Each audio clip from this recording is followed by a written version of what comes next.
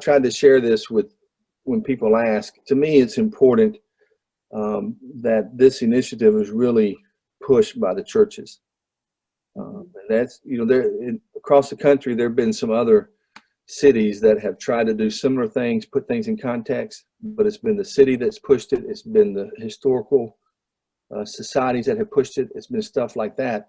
Well, here in Franklin, this was really, it started in the hearts of the ministers and the pastors in the area, because ultimately, we see racism as a spiritual problem, and this is our attempt to be proactive and to do something that'll bring people together instead of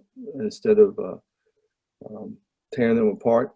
If we ever had an event, God forbid, but if we ever had an event in Franklin like Charlottesville, the city would immediately reach out to churches to try to help, and bring healing. And so for the churches to get out in front and lead this and say, look, there's another way we can do this in a way that will promote peace and unity, and will also give representation to a group of people who haven't had representation before. So yeah, so there was a time we wanted to take it down, but we're so much more excited about what we're doing now in terms of being, again, constructive and putting something up that will enlighten and educate people.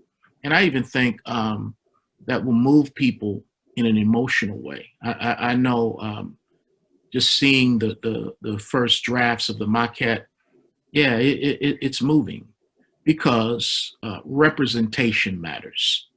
Representation matters. And there has never been a representation of an African-American person, yet alone an African-American male, in our city since its founding in 1799. And so when the statue was put up in 1899, that was the only depiction and representation of the war, a white man with the Confederacy.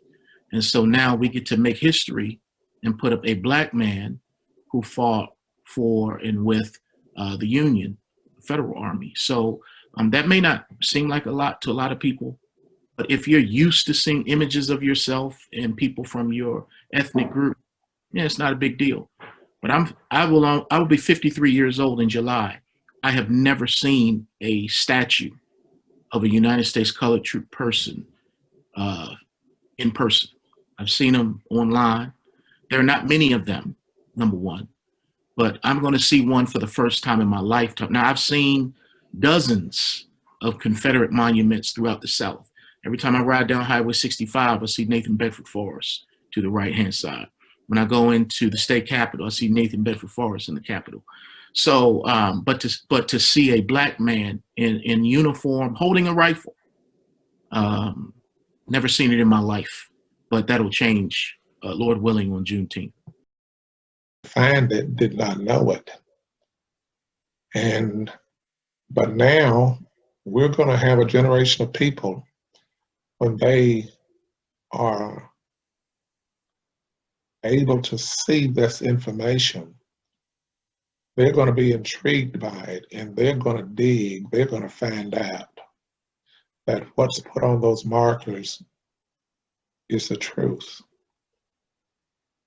It's going to change some hearts, and it's going to change some minds.